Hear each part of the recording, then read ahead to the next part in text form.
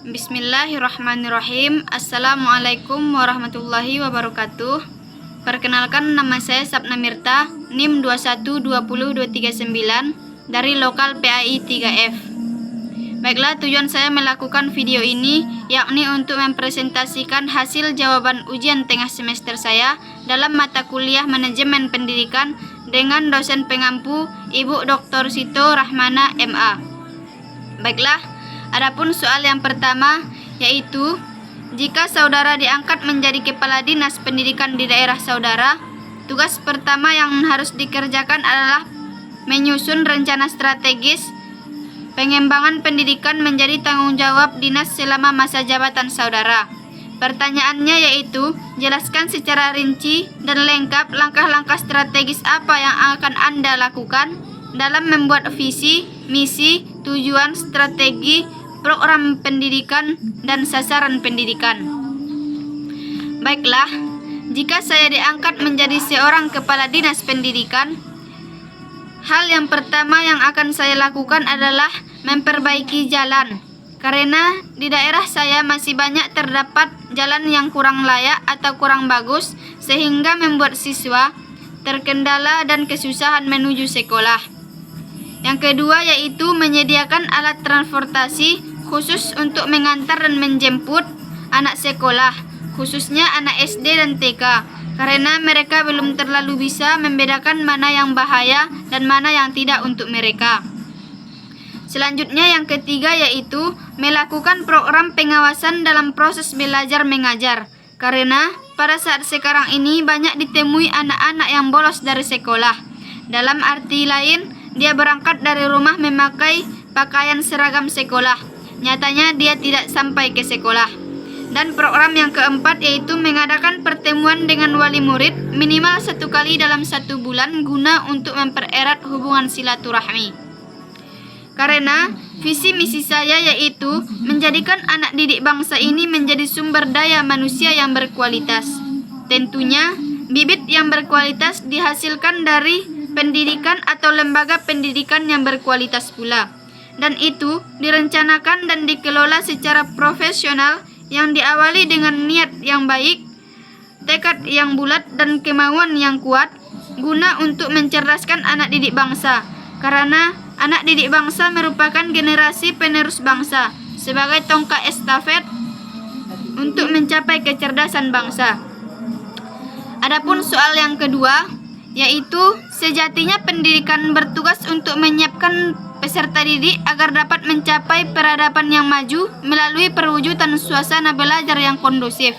Aktivitas pembelajaran semakin menarik dan menyenangkan sehingga proses pendidikan menjadi lebih aktif dan kreatif. Pertanyaannya, bagaimana seharusnya sistem pendidikan nasional yang sekarang ini diterapkan dalam konsep pengembangan negara bangsa Indonesia? Baiklah, menurut saya, sistem pendidikan nasional sekarang harusnya diterapkan dalam konsep praktikum atau turun langsung ke lapangan. Mengapa saya katakan demikian? Karena melihat anak didik sekarang lebih banyak menyukai langsung praktek ke lapangan. Jadi teori hanya sebagai pondasi dasar atau pegangan ketika akan melaksanakan praktek.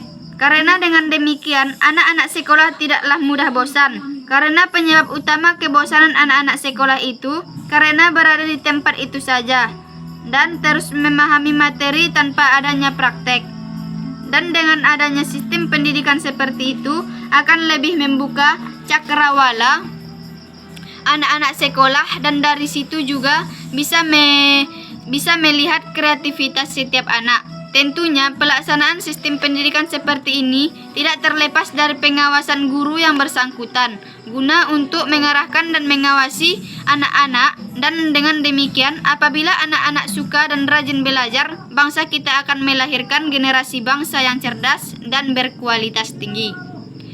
Dan soal yang ketiga yaitu pengembangan profesionalisme guru menjadi perhatian secara global.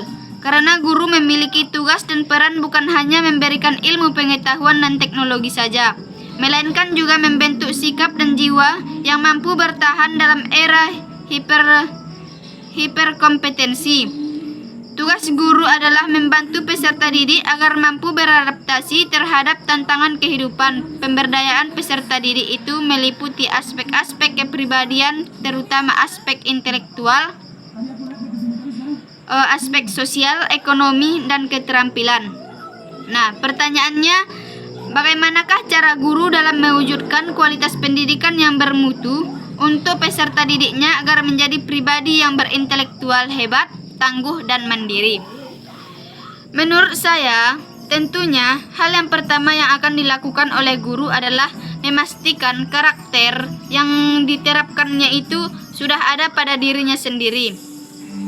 Karena guru merupakan contoh yang akan ditiru oleh anak-anaknya sendiri.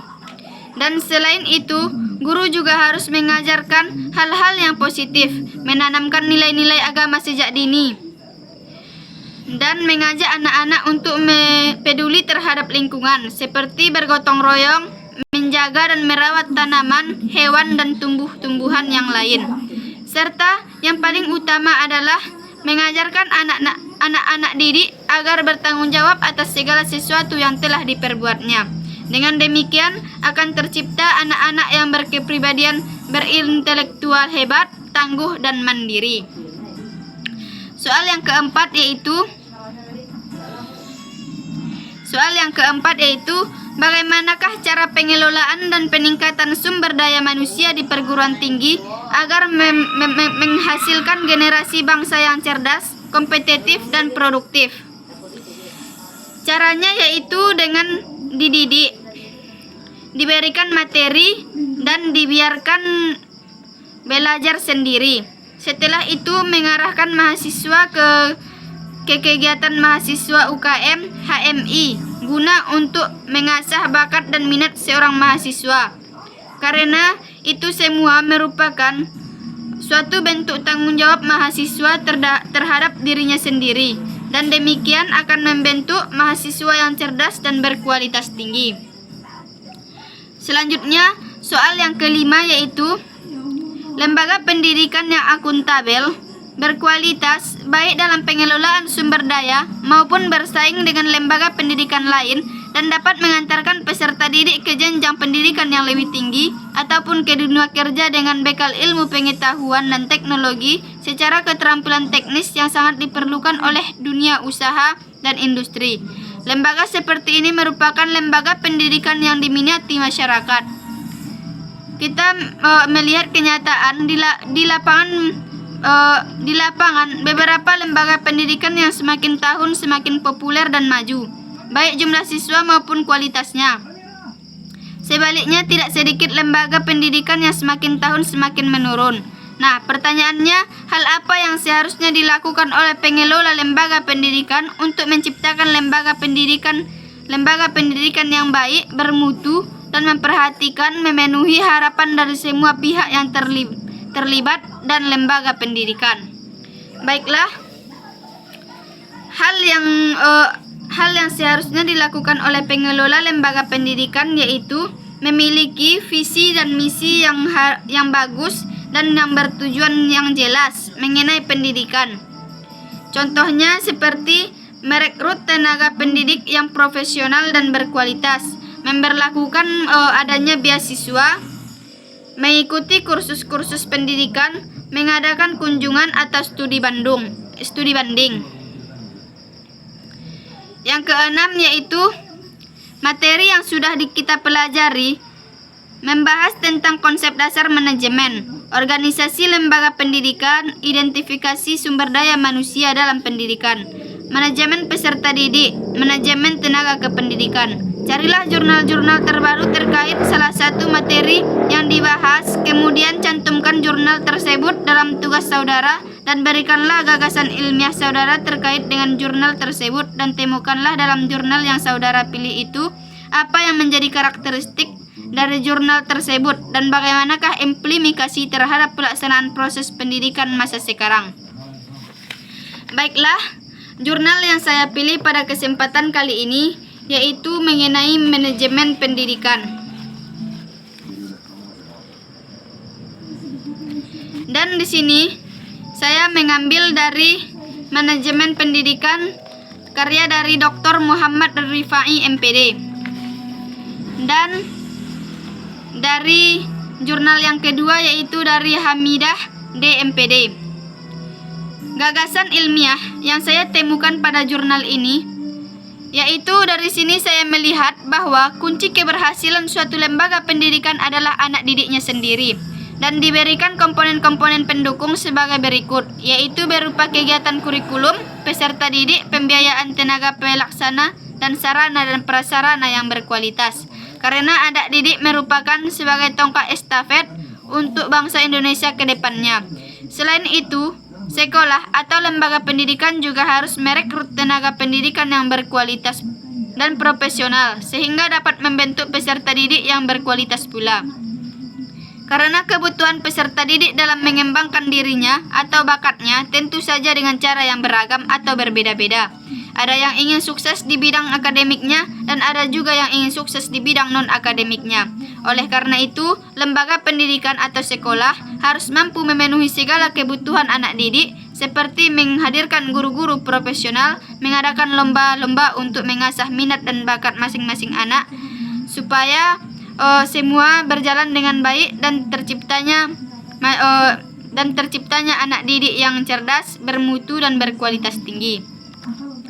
Dan selanjutnya karakteristik yang saya temukan pada jurnal ini yaitu pada jurnal pertama itu lebih mengutamakan semua kepada lembaga pendidikan seperti komponen-komponen pendidikannya, sarana dan prasarananya. Sedangkan karakteristik pada jurnal yang kedua yaitu membahas tentang pengertian manajemen pendidikan, fungsi dan tujuan, prinsip-prinsip manajemen pendidikan, yang mana pada jurnal ini lebih membawa atau mengajak kepada pergerakan atau mengarahkan peserta didik diperlukan sebagai subjek bukan objek, sehingga harus didorong untuk berperan serta dalam segala kegiatan perencanaannya dan mengambil keputusan dengan kegiatan mereka. Intinya pada jurnal ini lebih menggantungkan kepada anak didiknya. Selanjutnya, implikasi terhadap pendidikan sekarang atau hubungan terhadap pendidikan sekarang. Menurut saya dari jurnal yang saya ambil itu, manajemen peserta didik, menurut saya semua yang dicantumkan dalam jurnal di atas belum sepenuhnya tercapai. Ada beberapa lagi yang belum tercapai kegiatan kurikulum, seperti kegiatan kurikulum. Tetapi banyak juga yang sudah tercapai seperti pemberian sarana dan prasarana, yang mana sudah banyak sekolah atau lembaga pendidikan yang menyediakan komputer, serta itu membuat daya tarik belajar anak semakin meningkat dan membiarkan anak aktif dalam segala hal yang digeluti dan dalam tanda hal-hal yang positif tentunya. Mungkin sekianlah yang dapat saya sampaikan. Salah dan janggal mohon dimaafkan. Assalamualaikum warahmatullahi wabarakatuh.